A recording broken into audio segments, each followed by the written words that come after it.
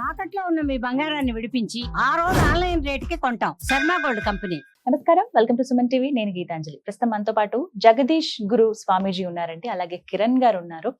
వారి గురించి ఒక మాట చెప్పాలి. గురువు గారు గత 30 సంవత్సరాలుగా హిమాలయాల్లో సాధన చేస్తూ ఉన్నారు. ఇంకొక మాట ఏంటంటే, వారి గురువు గారైన నిఖిలేశ్వర స్వామీజీ ఎవరైతే ఉన్నారో వారి ఆదేశాల అనుసారం వారు ప్రస్తుతం హిమాలయాల నుంచి దక్షిణ భారతదేశం వచ్చారు. ఒక సంకల్పంతో వారు ఇక్కడికి రావటం జరిగిందని తెలిసింది. ఆ సంకల్పం ఏమిటి, అసలు వారు ఈ 30 సంవత్సరాల పాటు ఎలా అక్కడ హిమాలయాల్లో ఉన్నారు, ప్రత్యేకంగా వీరు కొన్ని నియమాలతోటి కొన్ని ఆహార పద్ధతులు కూడా వీరు ఫాలో అయ్యారట. కేవలం చాలా తక్కువ ఆహారం తీసుకుంటూ ఈ విశ్వంతో కనెక్ట్ అయ్యి వారి జీవితం ఉంటుందని చెప్తారు. ఇలా గురువులకి స్వామీజీలకి సంబంధించి తెలుగు కొంచెం అర్థం అవుతుంది, కాకపోతే మాట్లాడడం చాలా కష్టం. కేవలం హిందీలోనే వారు మాట్లాడతారని చెప్పారు. అర్థం చేసుకునే ప్రయత్నం చేద్దాము, భాష కన్నా భావం ముఖ్యం అంటారు కదా. సో వారితో మాట్లాడదాం. అలాగే కిరణ్ గారు, వారు కూడా యోగ సాధన చేస్తూ ఉన్నారు, గురువు గారితో పాటు ఉంటారు. వారి సంకల్పం ఏంటనేది, ఆ సంకల్పంలో తను కూడా ఒక భాగం అయ్యాను నేను కూడా అని చెప్తూ ఉన్నారు. తెలుసుకుందాం. గురువు గారితో ముందుగా మాట్లాడదాం. గురుగారు నమస్కారం అండి. కిరణ్ గారు నమస్తే. ఆనంద్ సే చాలా బాగున్నాము, సచ్చిదానంద స్థితిలో ఉన్నాము గురువుల బ్లెస్సింగ్స్ తోటి. చాలా సంతోషం మీరు ఇలా రావటం, గురువు గారు మా సుమన్ టీవీ స్టూడియోకి రావడం అనేది మా జన్మధన్యంగా భావిస్తూ, మీ గురించి ప్రేక్షకులకి తెలియాలి చాలా విషయాలు. నేనే చాలా వరకు ఆశ్చర్యపోయాను. మీకు కొంచెం తెలుగు అర్థమవుతుంది కాబట్టి మీ గురించి తెలియచేయండి. అసలు పేరు వచ్చేసి జగదీష్ గిరి గురువు గారు. గురువు గారు హిమాలయస్ లో ఉంటారు. హిమాలయస్ లో పాండవకోలి అనే ప్రాంతంకు నేను వెళ్ళటం జరిగింది. మా గురువు గారు శర్వానంద గురుగిరి గురుజీ బ్లెస్సింగ్స్ తోటి మహానుభావాన్ని కలవడం జరిగింది. మీరు వేరే గురువు గారి దగ్గర నుంచి ఇలా కనెక్ట్ అయ్యారు? అవును మేడం. అరుణాచలంలో శర్వానంద గురుగిరి గురుజీ ఉన్నారు, ఆనందం పరిపూర్ణ ఆశ్రమము. ఆ గురుజీ బ్లెస్సింగ్స్ తోటి శర్వానంద గురుగిరి గురుజీ అన్నమాట పేరు. ఆనందం పరిపూర్ణ ఆశ్రమం పేరు అరుణాచలంలో ఉంటుంది. ఆ గురువు గారి బ్లెస్సింగ్స్ తోటి ఒకసారి నేను హిమాలయాస్ వెళ్ళటం జరిగింది. హిమాలయాస్ లో పాండవ కోలి అనే ప్రాంతంలో పాండవులు తపస్సు చేసిన ప్లేస్ అన్నమాట అక్కడ. అంటే అక్కడి నుంచి వాళ్ళు స్వర్గానికి వెళ్ళారని పూర్వీకులు చెప్తూ ఉంటారు. అక్కడ బాబాజీ గారు ఒక మోర్ దాన్ 120 years దాటినటువంటి దున్ని ఒకటి వెలుగుతూ ఉంటుంది నిత్యం. ఇప్పటికి 135 years, మోర్ దాన్ 130 years. ఆ దుని ముందు మన బాబాజీ గారు కూర్చుని దర్శనం ఇచ్చారు ఒక రోజు. అక్కడికి వెళ్ళి ఉండటం జరిగింది. మీరు అందరూ వినే ఉంటారు మహావతార బాబాజీ గారిది. ఆ బాబాజీ గారి కేవ్ ఉంది కదా, గుహ. ఆ గుహ దగ్గర నుంచి పైకి వెళ్ళాలి, ఇంకా టాప్ కి వెళ్ళాలి, ద్వారాహట్ కి దగ్గరలో. అక్కడ బాబాజీ గారు పరిచయం అవడం జరిగింది. అక్కడ బాబాజీతో పాటు ఒక కొంత సాధన చేయడం జరిగింది, అక్కడ కూర్చోవడం జరిగింది. బాబాజీ బ్లెస్సింగ్స్ అవి తీసుకుని కొంతకాలం ఉన్నా అనమాట.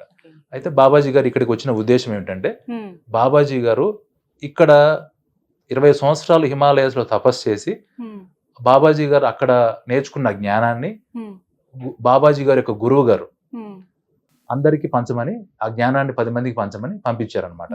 అంటే నేను అవును మేడం. मैं हिमालय में 30 साल लगभग रहा। 98 से लेकर 8 से लेकर अभी तक भी मैं हिमालय में, उससे 1-2 साल पहले चला गया था। तो हमको गुरु प्राप्ति हुई है 1990 में।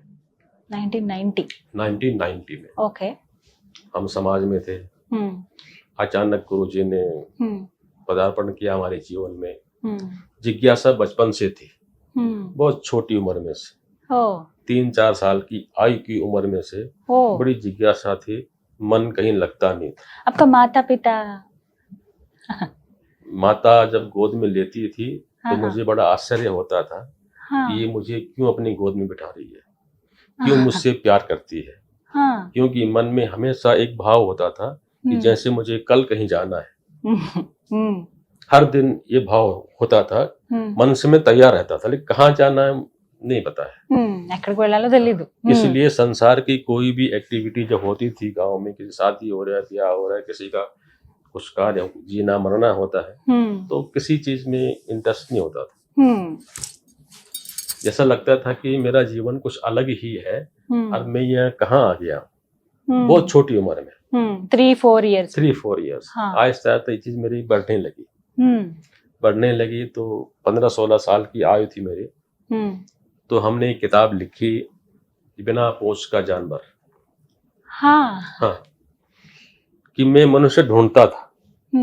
विद्याभ्यास हो गया आपका? मैं मनुष्य ढूंढता था कि संसार में मनुष्य कहाँ पर है। मैं किसको मनुष्य बोलूं। हम्म उस समय शिक्षा बहुत कम थी, है ना। 50-60 गांव में जाके 2-4 ही व्यक्ति कोई हाई स्कूल इंटर पास मिलते थे, ठीक है ना। तो मैं उनको देखता था सिर से लेकर पैर तक, लेकिन मुझे संतुष्टि नहीं होती थी। इन्होंने शिक्षा ग्रहण करके कुछ परिवर्तन तो है नहीं इनके अंदर। तो शिक्षा का मतलब क्या होता है, मनुष्य का मतलब क्या होता है, मनुष्य किसको कहते हैं, है ना। यही अंदर क्वेश्चन आंसर, स्वयं से क्वेश्चन होते थे, स्वयं से आंसर भी होते थे मेरे जीवन में। तो फिर एक समय गुरुजी आए, उन्होंने बोला, दिन में 2:30 बजे का टाइम था। आपका गुरुजी का नाम? परमहंस स्वामी निखिलेश्वरानंद महाराज जी, निखिलेश्वरानंद महाराज जी, जो सिद्धाश्रम के हुए। महायोगी हैं, हाँ। हैं, जो सिद्धाश्रम का संचालन करते हैं। हो। उस सिद्धाश्रम में सूर्य, चंद्रमा, देवी देवता, इनका जानना वर्जित है। आपका एड्रेस कैसे पता चला उनको? ये तो गुरुजी जानते हैं, है ना। मैं इनको थोड़ा बहुत जानता हूँ, इतना सा कण भर। अच्छा। अभी आपने कहा ना कि भाई इनकी आयु क्या है, मुझे नहीं पता है। जितना मुझे आभास हो सका है आज तक, तो मेरे आभास से मेरी स्मृति में लगभग 5000 साल है, जबकि मैं समझता हूँ वो भी कम मैंने बताया। हमारी बुद्धि विवेक उनको समझने योग्य नहीं है, इतना मैं कह सकता हूँ बस। वारे गुरुजी అయితే तो स्वामी निखिलेश्वर। हाँ, तो एक दिन ये आए, इन्होंने दिन में दोपहर में मैं कहीं से आया तो ऐसे ही पलंग में लेटा, आंख बंद करी, आंख बंद करते ही सामने खड़े हो गए। मैं उनके साथ, अभी भी मैं उन्हीं के साथ में हूँ। अभी भी? हाँ, गुरुजी यहाँ भी है? बिल्कुल है। हरिओम। और जब उन्होंने आदेश दिया, आदेश की बात में बोल रहा हूँ, उन्होंने आदेश दिया मेरे को 97 में कि तुमको हिमालय में रहना है और 20 साल रहना है। 30 साल? 20 साल। 20 ठीक, हाँ, 20 साल पूरा होने के तुरंत बाद फिर उन्होंने आदेश दिया है कि तुमने दक्षिण भारत में जाना है। जो साधना तुमने की है, जो तुम्हारे अंदर जिज्ञासा थी, तुम्हारी शांत हो चुकी है, अब उस चीज को समाज में बांटना है। हाँ। हिमालय की गुफाओं में रह करके कोई फायदा नहीं है। अपने ज्ञान को जब तक सन्यासी समाज में नहीं बांटता है, तो ऐसा शिष्य मेरा नहीं हो सकता है। हमने क्रिया योग किया, ओके, किया। गुरुजी ने शून्य साधना करवाई कि शून्य में से भोजन कैसे ले। हाँ, शून्य में से भोजन कैसे ले, ठीक है। वहां से उन्होंने स्टार्ट। बहुत आश्चर्य है। उनके लिए कोई आश्चर्य नहीं है, मेरे लिए भी कोई आश्चर्य नहीं है। जब तक हम साधना में एकाग्र नहीं होते हैं, तब तक साधना नहीं हो पाती। कोई साधना कर रहे हैं, हाँ। हर 10 मिनट बाद हमको कुछ खाना के लिए चाहिए, है, कुछ पहनने के लिए चाहिए, तो साधना में एकाग्र नहीं हो सकते। अखंड एकानंद के लिए, अखंड साधना के लिए एकाग्र भी अखंड होना चाहिए। कल सवेरे में क्या खाऊंगा, भूख नहीं लगा आपको, ठीक है, हाँ। है ना। हाँ। तो वहां से उन्होंने स्टार्ट की हमारी साधना। अच्छा। पहले सबसे पहले शून्य साधना करो, ठीक है। शून्य साधना करने से वायु में से, सूर्य में से जो तुम्हें चाहिए वो तुम ले सकते हो। और पंचभूत से जो तुम्हें चाहिए वो ले सकते हो, वो भी अपनी आवश्यकता के अनुसार, प्रदर्शन करने के लिए नहीं। जो आपको चाहिए वो आप ले सकते हैं। ఎంత అవసరమో అంతనే తీసుకోవాలి। इससे हमें क्या हुआ कि हम हिमालय के किसी भी क्षेत्र में रहे, कहीं भी रहे, बल्कि ऐसी जगह में भी वो हमें ले गए जहाँ हम कल्पना नहीं कर सकते हैं कि हम वहाँ पहुँच सकते हैं। लेकिन वो अपने सामर्थ्य से वो हमें ले गए और साधना हमने की वहाँ। ऐसा 20 इयर्स। हाँ। नीचे समाज के अंदर केवल एक लौंग में हम 3 साल कंटिन्यू रहे, केवल ओनली एक लौंग पे। लौंग, लवंग, या क्लोव्स, लौंग बोलते। इलायची, हाँ, इलायची भी तो मैं अब भी लेता हूँ। हाँ। अगर मैं एक इलायची ले लूं, हाँ। मुंह में तो एक इलायची मेरे लिए 24 घंटे के लिए बहुत है।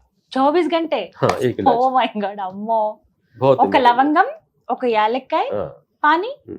పానీ పిసి पानी 1 गिलास सुबह ఓకే మార్నింగ్ ఆఫ్టర్నూన్ ఈవినింగ్ అమ్మో ఎలా ఉంటారు 3 గురుజీ సంవత్సరాలు అసలు ఉన్నారు.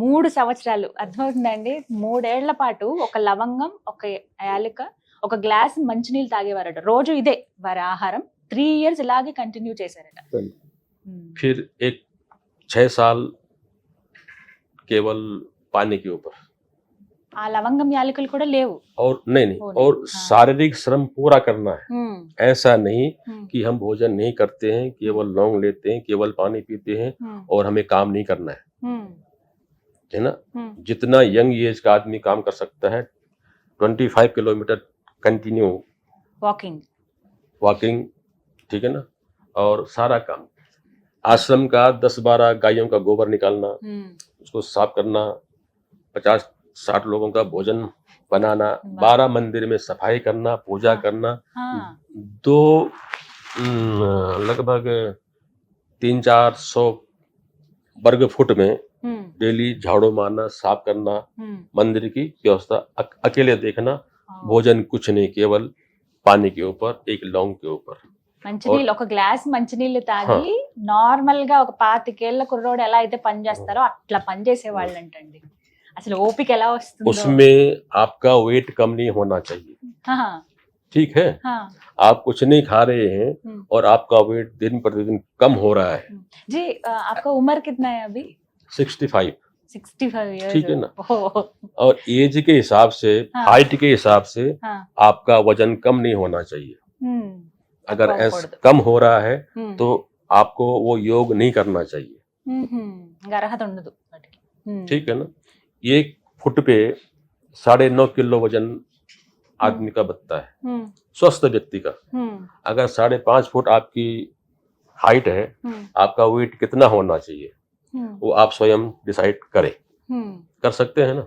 हम्म, हाँ, फिर आप अगर लौंग में और पानी में रह रहे हैं हम्म, तो ओवर 8 फिर तो वेट आपका डाउन हो जाएगा। हम्म, लेकिन औसतन वेट मान लो आपका 55 किलो होना चाहिए, हम्म. तो उससे डाउन नहीं होना चाहिए आपका वेट। ఇంకా తగ్గకూడదు అంతకు మించి. हाँ, वहां आकर आपका वेट रुक जाना चाहिए, स्थिर हो जाना चाहिए। आपका तबीयत का कोई प्रॉब्लम नहीं कोई प्रॉब्लम नहीं, अभी तक? अभी तक कोई प्रॉब्लम नहीं, ग्रेट जी, गुरु जी का आशीर्वाद है. सब उनका आशीर्वाद। అంటే ఇక్కడ గురువు గారు చెప్పిన దాంట్లో మెయిన్ ఇంపార్టెంట్ Hmm. పాయింట్ ఏంటంటే అండి, గురువు గారు నేను ఇలా ఉంటానికి కారణం అంతా మా గురువు గారి బ్లెస్సింగ్స్ అని అవును, చెప్పారు. చెప్తున్నారు. అయితే మీకు గురుగీతలో ఒక శ్లోకం ఉంటుంది మేడం, Hmm. శివవదృశ్యతే సాక్షాత్ శ్రీ గురుపుణ్యకర్మిణం, నరవదృశ్యతే సాక్షాత్ శ్రీ గురుపాపకర్మిణం, నగురోరధికం కచ్చిత్, నగురోరధికం కచ్చిత్, నగురోరధికం నగురోరధికం, శివ శాసనతో శివ శాసనతో శివ శాసనత అని చెప్తారు. అర్థం ఆ, ఏంటండి? అంటే ఇక్కడ అర్థం ఏంటంటే భావము, శివవదృశ్యతే సాక్షాత్ శ్రీ గురుపుణ్యకర్మిణం అంటే తన యొక్క గురువుని ఎవరైతే సాక్షాత్తు పరమేశ్వరులాగా భావిస్తారో Hmm. అది పుణ్యకర్మతో సమానము. Hmm. నరవదృశ్యతే సాక్షాత్ శ్రీ గురుపాపకర్మిణం అంటే Hmm. ఒక సాధారణ ప్రాపంచికమైన వ్యక్తిలాగా మనం గురువుని చూడకూడదు, Hmm. అది పాపకర్మతో సమానము. Hmm. నగురోరధికం కచ్చిత్, గురువు కన్నా అధికమైంది ఇంకొకటి లేదు. లేదు. నగురోరధికం కచ్చిత్, Hmm. గురువు కన్నా అధికమైంది ఇంకొకటి లేదు. Hmm. నగురోరధికం నగురోరధికం, గురువే అధికం గురువే అధికం, Hmm. శివ శాసనతో శివ శాసనతో శివ శాసనత, ఇది శివుడి యొక్క శాసనము అని పార్వతీదేవికి పరమేశ్వరుడే చెప్పాడని Hmm.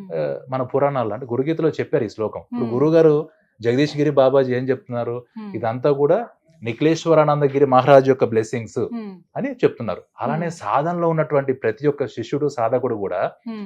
వాళ్ళు ఎనర్జీని తీసుకుంటారు మేడం, Hmm. విశ్వశక్తిని తీసుకుంటారు. Hmm. ఆ విశ్వశక్తి ఆటోమేటిక్ గా పైనుంచి ఫ్లో అవుతున్నప్పుడు Hmm. వాళ్ళకి ఆటోమేటిక్ గా ఆకలి అనేది దప్పికన్నా తగ్గిపోతుంది. తగ్గుతుంది. ఆ అందుకని శక్తి అలా ఉండగలుగుతున్నారు. కేవలం ఆ. ఒక లవంగం, ఒక యాలక్కాయ, ఒక అవునండి. గ్లాస్ మంచినీళ్ళు. ఎస్ మేడం, 3 ఏళ్ల పాటు అలా ఉన్నారు. అలా ఉన్నారు.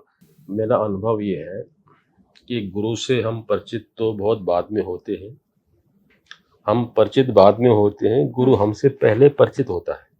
Hmm. ये मेरा अनुभव बाद में आया है, हाँ. गुरु के मिलने के बाद में। ఓకే.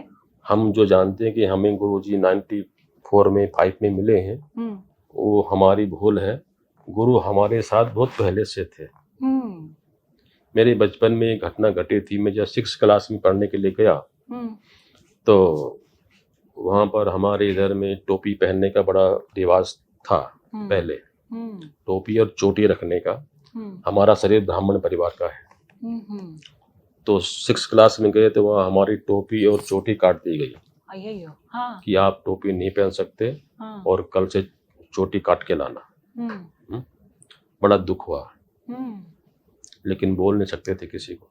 हम्म अनेक प्रकार से मैंने पहले भी बताया आपको कि मैं बहुत गहन चिंतन बचपन से ही करता था, हम्म बहुत गहरा चिंतन। हम्म जैसे जैसे आयु मेरी बढ़ती गई मैं सोचता रहता कि मनुष्य कैसा होता है, तो कोई मनुष्य नजर नहीं आता था मेरे को। अपनी माँ बाप के अंदर भी मेरे को माता पिता नजर नहीं आते थे। मैं भी उनको सोचता कि ये 2-4 दिन के लिए है, इनके साथ में हूँ, बाद में मुझे कहीं और जाना है। इस तरह से जीवन चलता रहा मेरा। आयु के हिसाब से गुरु जी मिले, तो गुरु तो शिष्य की हर बात को जानता है। तो उन्होंने, और मेरा उद्देश्य एक ही यही था कि हमारे जो संस्कार दबाए जा रहे हैं, खत्म किए जा रहे हैं, इनको वापस हम कैसे ला सकते हैं। अब बहुत सरलता के साथ, किसी प्रकार का कोई समाज में उद्वेग उत्पन्न न हो और हम बहुत आसानी से उन संस्कारों को वापस ग्रहण कर ले। ये मेरा जीवन का मूल उद्देश्य था। तो गुरु जी ने वो रास्ते की साधना कराई, साधना हुई, फिर हम लगभग 15 साल से उस पर एक्सपेरिमेंट भी कर रहे हैं, करता रहा साथ साथ में, क्योंकि इस मंत्र पे हमने 2-3 बार चेंज भी किया बीच में। माँ भगवती सरस्वती का जो बीज अक्षर है, ज्ञान का बीजाक्षर है, क्योंकि ज्ञान का, शक्ति का और लक्ष्मी का, तीनों शक्तियों का त्रिशक्ति एक बीज अक्षर होते हैं। ठीक है ना। बाकी अन्य जो भी शब्द उनमें हम लगा देते हैं, वो अपने सांसारिक कार्यों के अनुसार उस मंत्र को इस्तेमाल करने के लिए हम उसमें परिवर्तन करते हैं। लेकिन बीजाक्षर तो तीनों शक्तियों के एक ही होते हैं। उनको भी समय काल के अनुसार हम हल्का, तेज और तीव्र कर सकते हैं। तो हमने खास तौर से जो शिक्षा देने का है, किसी भी प्रकार की शिक्षा देनी हो, इसी बीज मंत्र से हम दे सकते हैं। आगे चल के वो बच्चा, वो विद्यार्थी अपने जीवन में किसी भी क्षेत्र में जाए, किसी भी क्षेत्र में जाए, वो खेती का काम करे, व्यापार करे, कुछ भी करे, लेकिन वो ऐसा व्यक्ति होना चाहिए कि अच्छी से अच्छी सफलता मिल जाए तो भी धैर्य रखे, और बुरा से बुरा समय जीवन में आ जाए तो भी धैर्य रखे। ठीक है, और वहां पर आगे बढ़े, निर्णय स्वयं ले सके, विवेक जागृत होना चाहिए। सामने क्या, मेरे सामने क्या परिस्थिति है, हम स्वयं निर्णय ले सके। आज हम इस समय के जो मैं बात बता रहा हूँ, हम सब के सब हिंदू, हमारी बुद्धि बांध दी गई है, जैसे लकड़ी की गठरी बांधते हैं ना, गठरी बांध दी है, इसको उठा के वहां रख दो तो गठरी वहीं पड़ी रहेगी। हमारे लिए कहा गया, एक दशक वो आया था कि 1 या 2 बच्चियां पैदा कर सकते हैं, तीसरा नहीं पैदा कर सकते। दूसरी कम्युनिटी को बोल दिया तुम जितने मर्जी करो। मुझे सीखना चाहती हूँ वो बीजाक्षर। ठीक है। हाँ। तो आज हजारों लाखों परिवार हिंदुओं के नष्ट हो चुके हैं, जिनका कोई नाम लेने वाला आज है नहीं। हमारे सामने की बात है, जवान बच्चों जिनकी शादी नहीं हुई है, उनको भी फैमिली प्लानिंग करा दिया गया उस समय।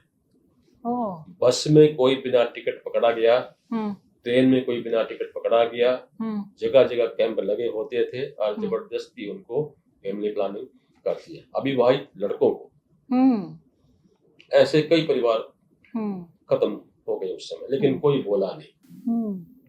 पर 1000-2000 को कट जाना चाहिए, जीवन तो कल दोबारा मिल जाए। लाख 2 लाख कट जाते तो क्या दिक्कत थी, हम्म, है ना।